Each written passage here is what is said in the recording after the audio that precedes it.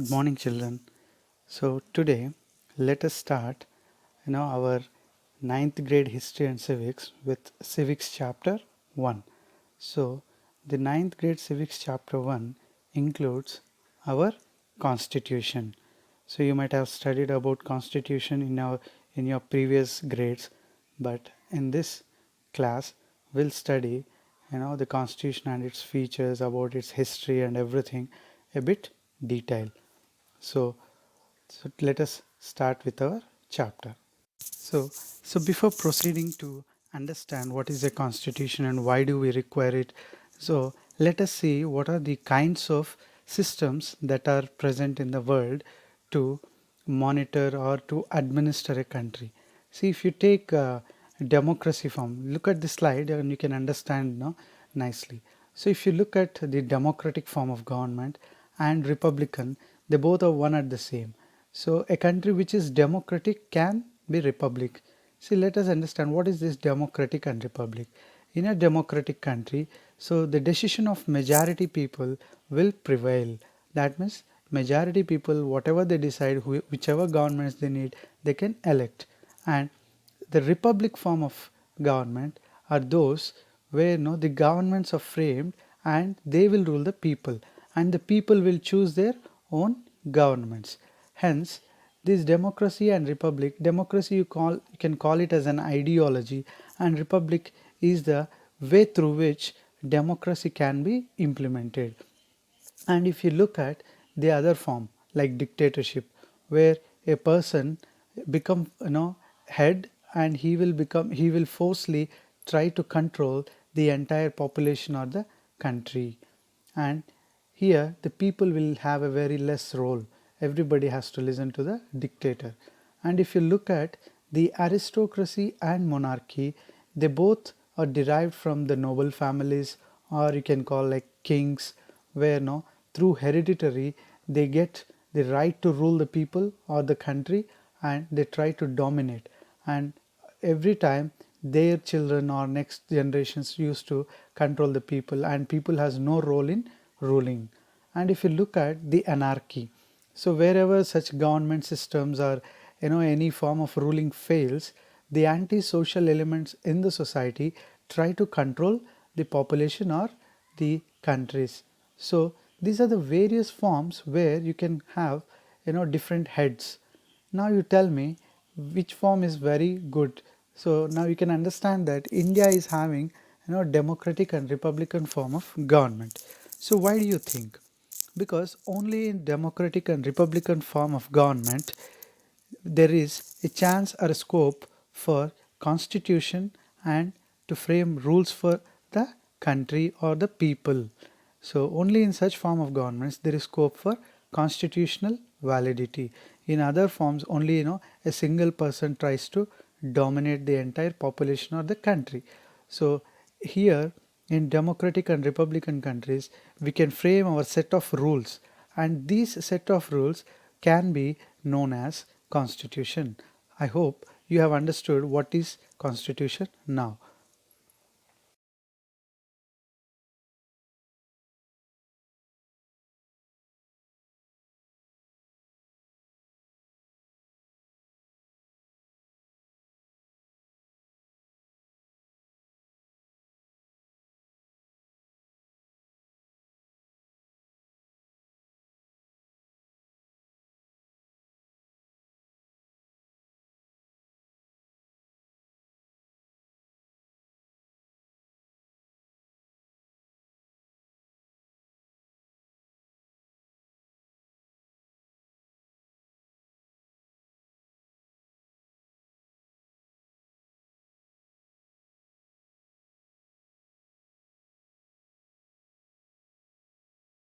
If you look at this slide here, so the constitution, okay.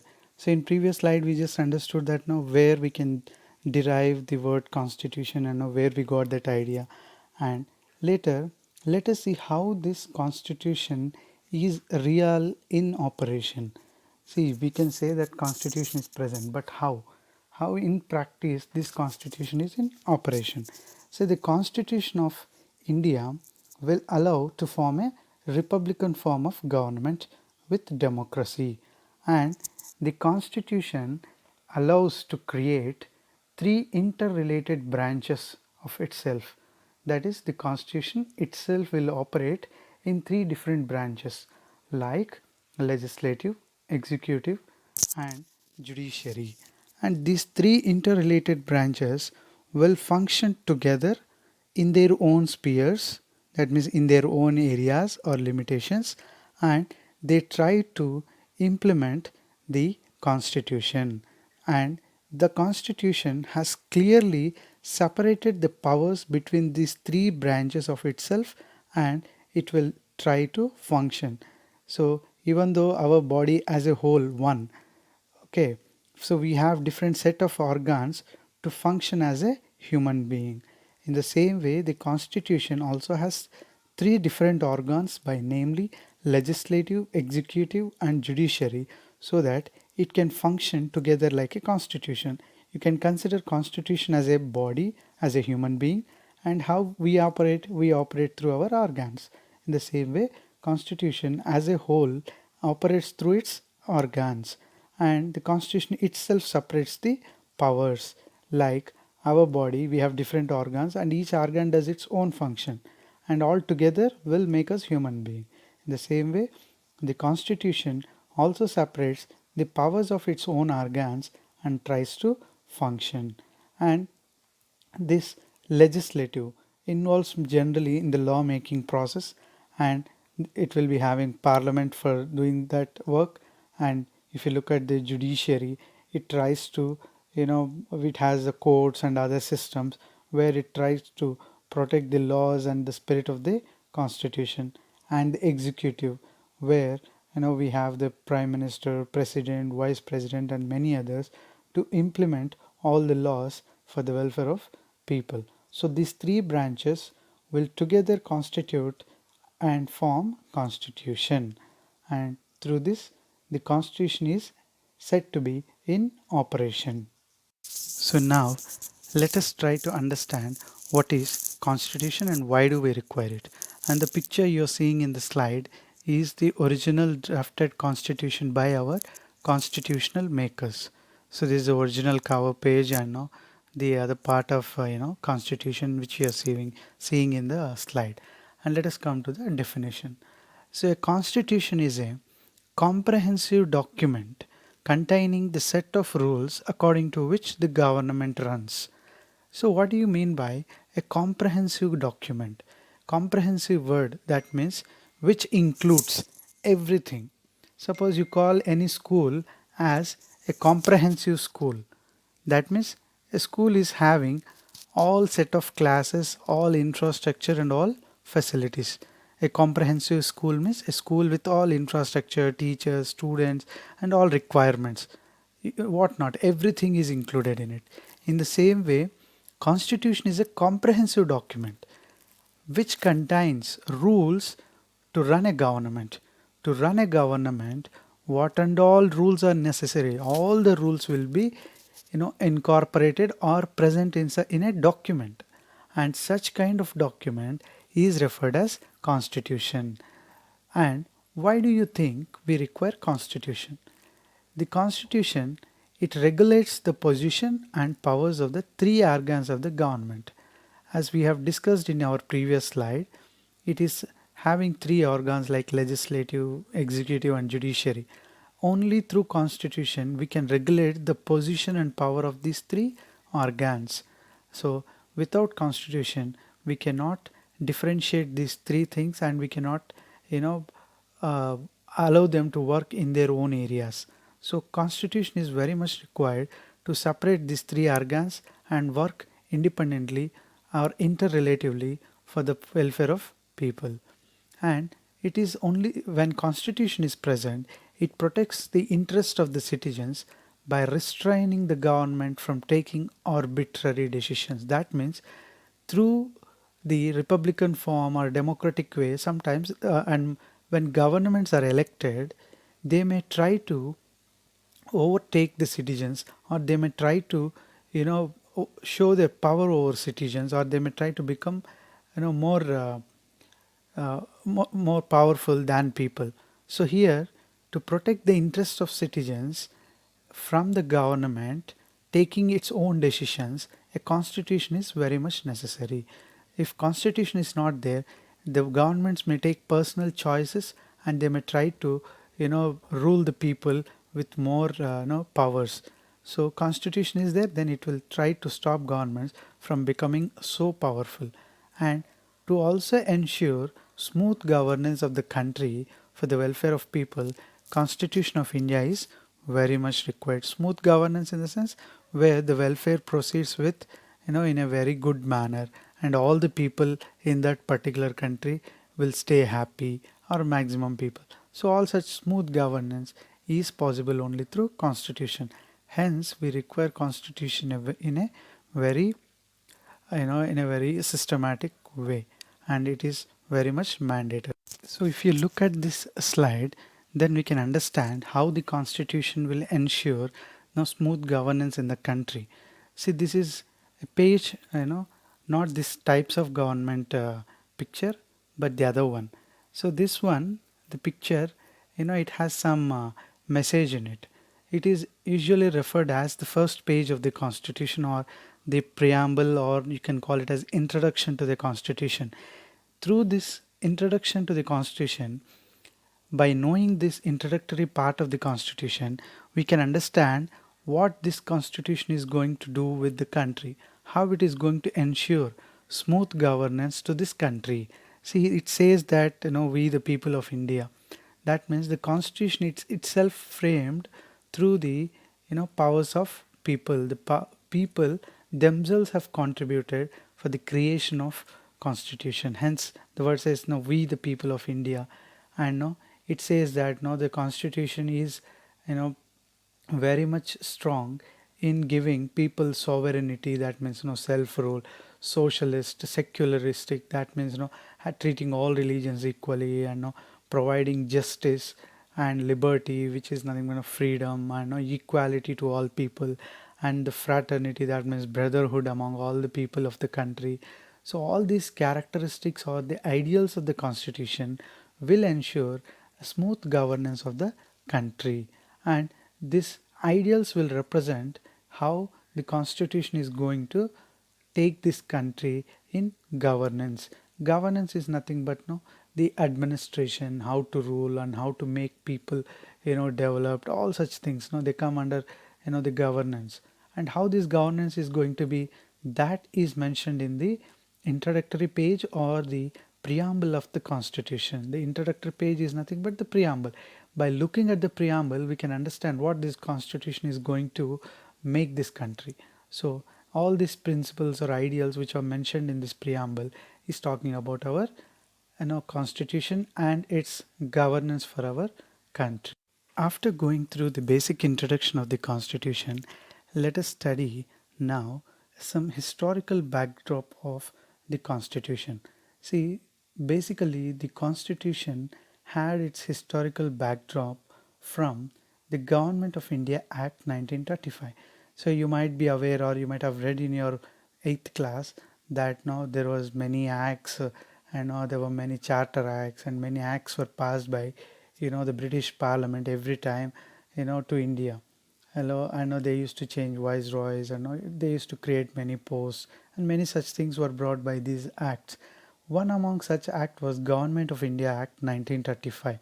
So this is a very important act, and it serves as a foundation act for our Indian constitution. So through where in Government of India Act 1935, so the British has provided federation kind of things, where the states and all can form a union, and they can form a federal government, and also like bicameral central legislature. That means you can have two houses of lawmaking. Suppose you talk about bicameral legislature, which is in Government of India Act 1935. Today in our constitution, bicameral legislation is having is providing us both Lok Sabha and Rajya Sabha, which shows that bicameral legislature, that means two houses of legislature. And if you talk about the another part of the act, like federal, provincial and concurrent list of legislative powers which were included in Government of India Act 1935, today even in our constitution you can see exact clear-cut division of administrative powers divided between the central list, union list, and the concurrent list, where both central and state has powers. So this Government of India acts as a foundation document, foundation ideal or principles for our constitution. And you can see in the picture the original copy of Government of India Act 1935 that was prepared by the British Parliament. We have discussed in the earlier slide that Government of India Act 1935 is a very basic foundation document for our constitution. Along with this Government of India 1935 Act, there is one more plan responsible for the creation of constitution. So altogether, if you want to learn how this constitution has come, it is based on the Government of India Act 1935 and the proposals made by Cabinet Plan. So these two will can be studied under the basic history of the creation of constitution. So after we know through about the Government of India Act 1925, let us see what is this Cabinet Plan. See, we'll study what is Cabinet Plan and all. So generally, why this cabinet plan or cabinet mission, we can call, like, a group of people came to India in the form of cabinet, and know why they came there, why the cabinet ministers of British Parliament came to India, what was the purpose. So that we'll study, and how this purpose is related to creation of constitution, that we'll study here. See, before understanding what is cabinet mission plan or what are its proposal, let us see why this mission or plan has been created for Indians by the British. There were some changes happening in the Britain, country Britain, and now so that the British felt that they wanted to transfer the power to India. So what were those changes? Like in government, of Britain changed by this time. I know Prime Minister was Attlee, a new person has come. I know his ideologies were different. His ideology was not like imperialism, like Britain wanted to rule all other countries. That was not his principles and ideology. And even the soldiers of British were so much tired after fighting many wars, they were unable to again control. By this time you may know that 1939 to 1946 we had Second World War, and the soldiers of British were so much tired and they could not control India again with lot of efforts. And also United States and no other power blocks were created, which were making British to force to give freedom to India. And there were some revolts happening within India also, like the government run by British in India no longer run the Indian administration smoothly, because Indians were having the nationalism feeling very strongly, and they were repenting against the British acts. So the British was not having a very smooth situation in India with respect to the administration carried by Indians in India. And also the army belonging to Navy and Royal Indian Air Force, they were also working, they were also against the British policies. And the police and civil service also in India who were working for British, they also suggested that no longer the British can work in India. So it was bit difficult for British to rule India. Hence, these were the reasons. And if you come and in continuation of the reasons for formulation of the cabinet mission or cabinet plan, so let us study the mood of the Indian people. That means Indians were very confident to fight against the British policies, and now our national movement was very strong by this time, and everybody in the country was demanding freedom, and now they were ready to face whatever the British wanted to do. They were in no mood to tolerate any humiliation of British. That means they were ready to fight back, do or die. And also all the labor who are working for British in India, they went on a strike, complete strike, so that all the administration would come to a halt. They stopped paying taxes, and they started struggling for against the British policies, and everything was in its full swing. So these all events, somewhere it was along with the Second World War and other things, British got tired of ruling India, and it was almost ready for preparing to give freedom to India. But before giving freedom to India, the British wanted to India to prepare its own constitution so that the power can be transferred from Britain to India easily. See, it is not that once you give freedom and later you write your ruling mechanism and everything, and later you rule. Before giving freedom itself, the British wanted Indians to draft their own constitution and their own set of rules, so that once freedom is given, they can happily rule and control their own territories. So these are all the events that led to the cabinet mission. That means the British Parliament thought of sending a three-member committee called cabinet mission to India. So this is about the cabinet plan.